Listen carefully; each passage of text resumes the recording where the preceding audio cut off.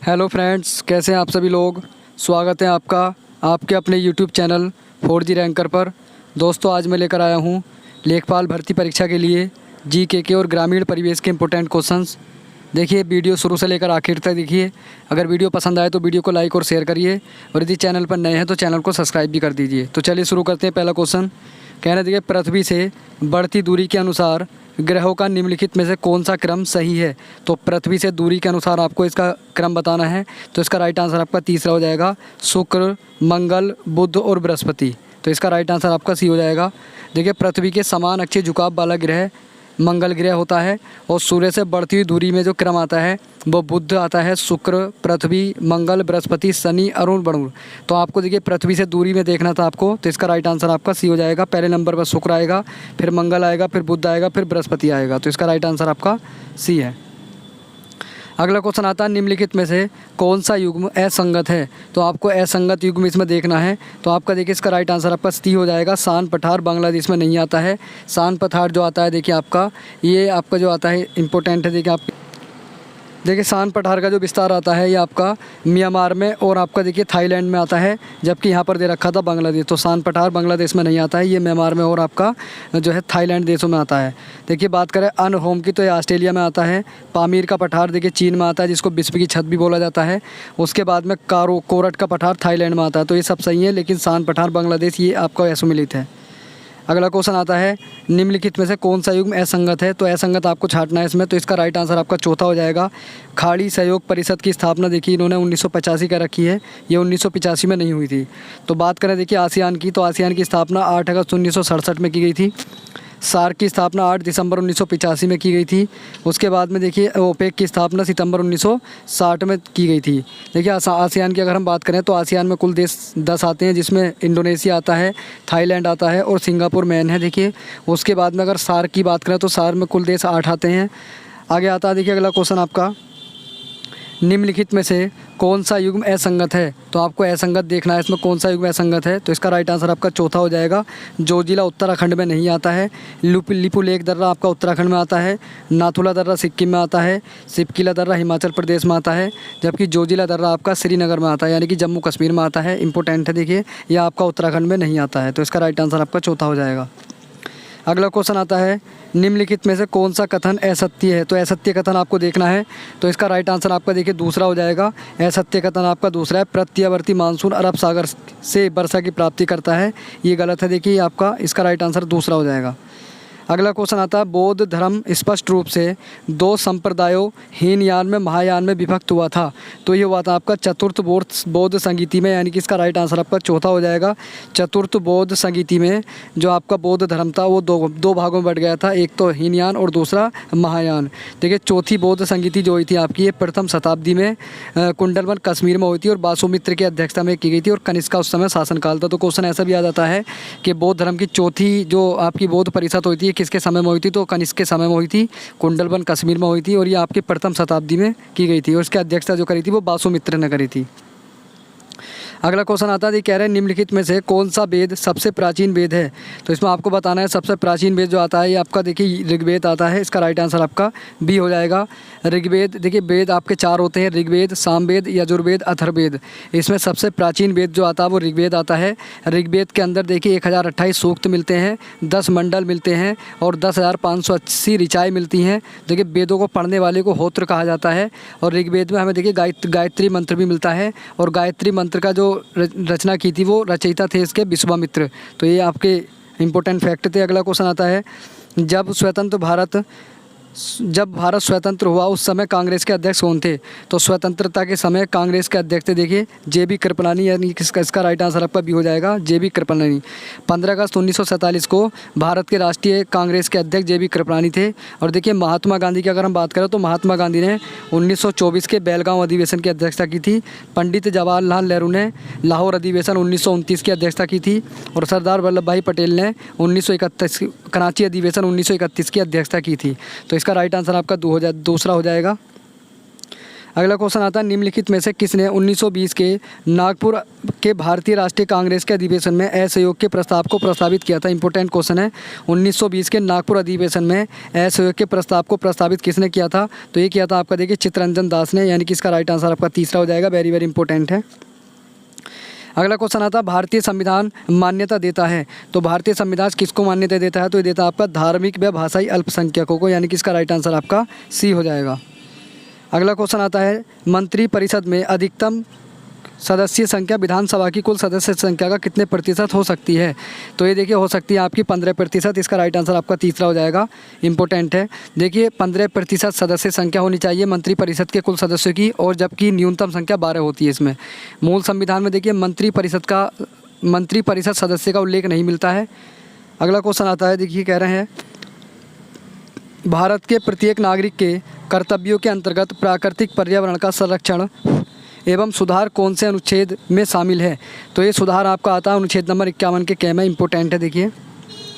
अगला क्वेश्चन आता है, निम्नलिखित में से भारत ने कौन सा स्रोत कनाडा के संविधान से ग्रहण नहीं किया है? तो कनाडा के संविधान से कौन सा स्रोत है जो आपका जो है ग्रहण नहीं किया है? तो राज्यसभा में सदस्यों का मनोनीत करना, ये कनाडा के संविधान से नहीं लिया गया है, जबकि केंद्र और राज्य का जो संघात्मक शासन है ये कनाडा से लिया हुआ है। अपशिष्ट शक्तियाँ केंद्र के पास होती हैं, ये भी कनाडा से लिया गया है। और राज्यपाल की नियुक्ति भी कहाँ से ली गई है? ये भी आपकी कनाडा से ली गई है। तो इम्पोर्टेंट है। अगला क्वेश्चन आता है, रेनबियर का नोड है, तो रेनबियर का नोड जो होता है ये आपका दूसरा होता है 2 माइलिन शीट के बीच स्थान, यानी कि इसका राइट आंसर आपका दूसरा हो जाएगा। अगला क्वेश्चन आता है, निम्नलिखित में से सहजीवी जीवाणु हैं, तो सहजीवी जीवाणु आपको देखने हैं, तो इसका राइट आंसर आपका तीसरा हो जाएगा। राइजोबियम जीवाणु सहजीवी जीवाणु के अंतर्गत आते हैं। देखिए बात करें आपका देखिए लैक्टोबिलिसिस का, तो लैक्टोबिलिसिस जीवाणु जो आता है ये दूध से दही को जमाने में काम आता है। और ये साल्मोना टाइफी जो आता है ये आपका टाइफाइड का एक जीवाणु है। उसके बाद में अगर बात करें अगले क्वेश्चन की, तो अगला क्वेश्चन आता है, निम्नलिखित में से मेंडेलियन विकार नहीं है, तो मेंडेलियन विकार इसमें से कौन सा नहीं है? तो आपका ये डाउन सिंड्रोम जो है ये मेंडेलियन विकार के अंतर्गत नहीं आता है। अगला क्वेश्चन आता है, पारदर्शी साबुन के निर्माण में साबुन को किस घोल में डुबोया जाता है? तो देखिए आपका इसका राइट आंसर हो जाएगा चौथा, इथेनॉल के जो है घोल में इसको डुबोया जाता है। अगला क्वेश्चन आता है, कैप्चा क्या है? तो कैप्चा आपको बताना है, तो कैप्चा होता है देखिए आपका तीसरा, यानी कि मानव इनपुट को मशीनी इनपुट में अलग करने के लिए कैप्चा कोड का इस्तेमाल किया जाता है। इसका राइट आंसर आपका तीसरा हो जाएगा। अगला क्वेश्चन आता है, मोबाइल फ़ोन का उपयोग करके धन स्थानांतरण या मनी ट्रांसफ़र करने वाली प्रक्रिया को क्या कहा जाता है? तो इसको कहा जाता है, देखिए इसका राइट आंसर हो जाएगा IMPS, यानी कि इसका बी ऑप्शन राइट हो जाएगा। अगला क्वेश्चन आता है, निम्नलिखित में से किसे टेक्निकल भाषा में BDU यानी कि विजुअल डिस्प्ले यूनिट कहा जाता है? तो ये कहा जाता है देखिए आपका मॉनिटर को। इसका राइट आंसर आपका सी हो जाएगा। मॉनिटर जो है एक प्रकार की आउटपुट डिवाइस होती है और ये सॉफ्ट कॉपी देती है हमको, यानी कि आउटपुट के रूप में सॉफ्ट कॉपी देती है। अगला क्वेश्चन आता है, निम्नलिखित में से किस राज्य के 3 जिलों को सशस्त्र बल विशेषाधिकार अधिनियम अफस्पा के तहत 31 मार्च 2022 तक अशांत क्षेत्र घोषित कर दिया गया है? तो ये क्या है आपका अरुणाचल प्रदेश को। इसका राइट आंसर आपका दूसरा हो जाएगा। इंपॉर्टेंट है। अगला क्वेश्चन आता है, भारतीय भारोत्तोलन महासंघ IWF का अध्यक्ष किसे चुना गया है?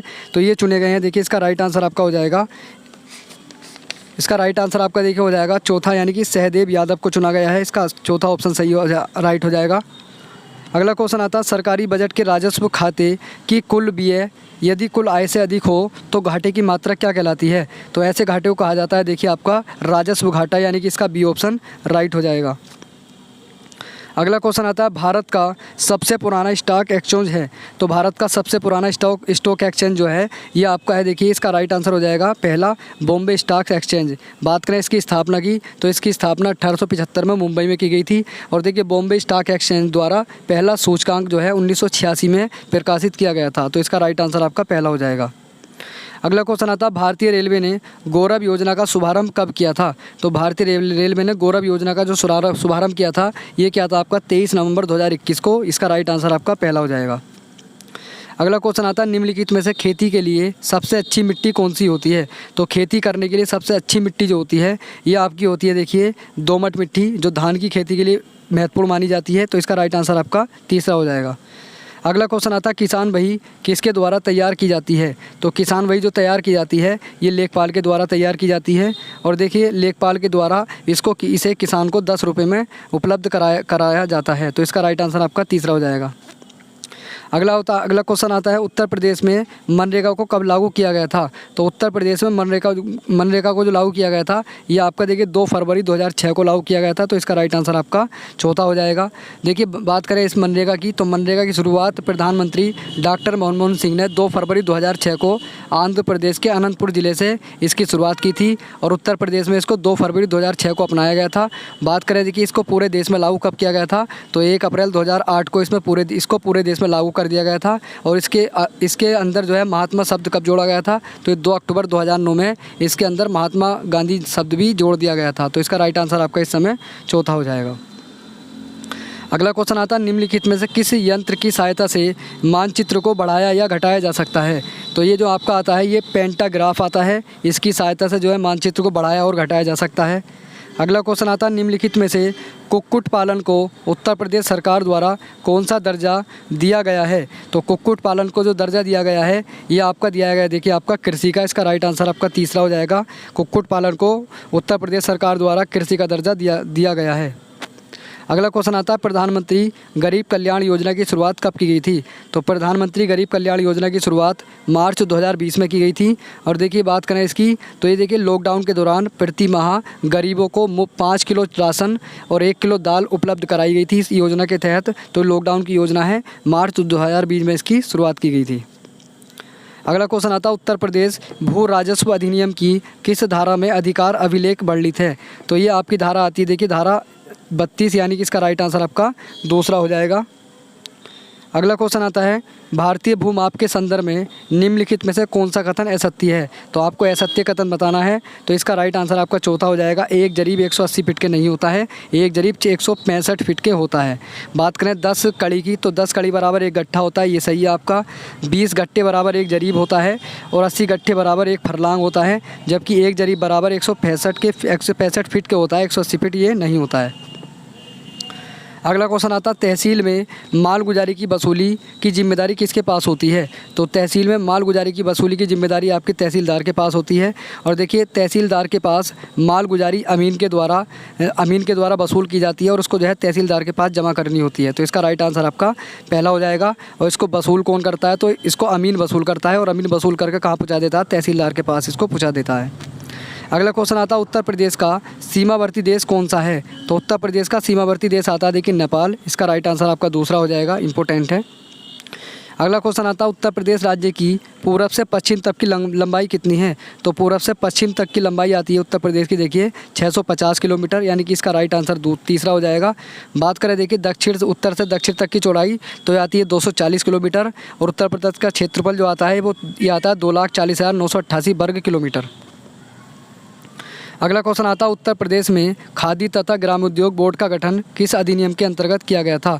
तो ये किया गया था देखिए आपका उत्तर प्रदेश खादी ग्राम उद्योग अधिनियम 1960 के तहत इसका गठन किया गया था। इसका राइट आंसर आपका दूसरा हो जाएगा। अगला क्वेश्चन आता है, निम्नलिखित में से पालक में पाए जाने वाला प्रभावी कार्बनिक अम्ल कौन सा है? तो पालक में पाए जाने वाला प्रभावी कार्बनिक अम्ल जो आता है ये आपका ऑक्जेलिक अम्ल आता है। इसका राइट आंसर आपका तीसरा हो जाएगा, इंपॉर्टेंट है। अगला क्वेश्चन आता है, उत्तर प्रदेश का सबसे पश्चिमी ज़िला कौन सा है? तो सबसे पश्चिमी ज़िला आता है देखिए आपका शामली। इसका राइट आंसर आपका पहला हो जाएगा, इंपॉर्टेंट है। उसके बाद में अगला क्वेश्चन आता है, पूसा मेघाली किसकी उन्नत किस्म है? तो पूसा मेघाली जो किस्म आती है ये गाजर की किस्म है। इसका राइट आंसर आपका चौथा हो जाएगा, इंपॉर्टेंट है। अगला क्वेश्चन आता है, निम्नलिखित में से कौन सी राजस्व परिषद के अनुभाग संख्या 5 से संबंधित नहीं है? तो इसका राइट आंसर आपका देखिए तीसरा हो जाएगा, जमींदारी उन्मूलन। ये अनुभाग नंबर 5 से नहीं आता है। जबकि बात करें जमींदारी उन्मूलन तो अनुभाग नंबर 1 में आता है। अनुभाग नंबर 5 में आता है देखिए राज्य या मंडलों या तहसीलों से जुड़े हुए कार्य आते हैं अनुभाग नंबर 5 में, और अनुभाग नंबर 1 में आता है देखिए आपका जमींदारी उन्मूलन। अगला क्वेश्चन आता है, सूरजमुखी का तेल एक अच्छी गुणवत्ता का तेल है क्योंकि इसमें पाई जाती है? तो इसमें देखिए असंतृप्त बसीय अम्ल की अधिक मात्रा पाई जाती है। तो इसका राइट आंसर आपका दूसरा हो जाएगा। अगला है, उत्तर प्रदेश में विधान परिषद की स्थापना कब की गई थी? तो उत्तर प्रदेश में आपको बताना है विधान परिषद की स्थापना देखिए 1937 में की गई थी। इसका राइट आंसर आपका तीसरा हो जाएगा, इंपॉर्टेंट है। बात करें देखिए उत्तर प्रदेश की जो आपकी विधान है ये द्विसदनीय है क्योंकि इसमें एक विधानसभा होती है और एक आपकी विधान परिषद होती है। और देखिए इसमें बात करें स्थायी सदन की तो विधान परिषद स्थायी सदन होता है जिसका कार्यकाल 6 वर्ष का होता है। अगला क्वेश्चन आता है ग्राम पंचायत के अध्यक्ष का अथवा सदस्य का चुनाव लड़ने के लिए न्यूनतम उम्र कितनी होनी चाहिए? तो ग्राम पंचायत के सदस्य या अध्यक्ष का चुनाव लड़ने के लिए न्यूनतम आयु 21 वर्ष होनी चाहिए। इसका राइट आंसर आपका पहला हो जाएगा। अगला क्वेश्चन आता है उत्तर प्रदेश सरकार द्वारा कुक्कुट नीति की घोषणा कब की गई थी? तो कुक्कुट नीति की घोषणा की गई थी आपकी देखिए वर्ष 2013 में। इसका राइट आंसर आपका तीसरा है। अगला क्वेश्चन आता है ग्राम सभाओं के हाट बाजार मेले तालाबों से होने वाले आय व्यय संबंधी कार्य किस अनुभाग के अधीन आते हैं? तो देखिए होट बाजार या मतलब मेले जो आते हैं तालाब वगैरह ये आते हैं अनुभाग नंबर 2 में। इसका राइट आंसर आपका देखिए दूसरा हो जाएगा। बात करें देखिए अनुभाग नंबर 2 में तो इसमें देखिए राजस्व संबंधी काम आते हैं और चकबंदी जो आता है अनुभाग नंबर 8 में आता है। चकबंदी के से जुड़े सभी कार्य अनुभाग नंबर 8 में आते हैं। अगला क्वेश्चन आता है अंगूर की हैन व चिकन बीमारी के लिए के क्या कारण हैं? तो अंगूर की हैन चिकन बीमारी के जो कारण हैं ये कारण है आपके देखिए बोरान की कमी, यानी कि जब अंगूर में बोरान की कमी हो जाती है तो देखिए इसके अंदर एक रोग लग जाता है हैन व चिकन। अगला क्वेश्चन आता है लोक कला एवं जनजातीय संस्कृति संस्थान कहाँ पर स्थित है? तो ये संस्थान आपका आता है देखिए लखनऊ में। इसका राइट आंसर आपका तीसरा हो जाएगा। अगला क्वेश्चन आता है उत्तर प्रदेश का मलिहाबाद किस लिए प्रसिद्ध है? तो उत्तर प्रदेश का मलिहाबाद जो है आपका ये दशहरी आम के लिए प्रसिद्ध है। इसका राइट आंसर आपका चौथा हो जाएगा, इंपॉर्टेंट है। अगला क्वेश्चन आता है देखिए इस वीडियो का लास्ट क्वेश्चन है उत्तर प्रदेश शीर्ष दशकीय वृद्धि दर वाला जिला कौन सा है? तो दशकीय वृद्धि दर वाला जिला आता है आपका गौतम बुद्ध नगर। इसका राइट आंसर आपका दूसरा हो जाएगा। वेरी वेरी इंपॉर्टेंट है। तो दोस्तों अगर वीडियो पसंद आई तो वीडियो को लाइक करें और ये चैनल पर नए थे तो चैनल को सब्सक्राइब भी कर दें। तो चलिए मिलते हैं अगली वीडियो में। धन्यवाद।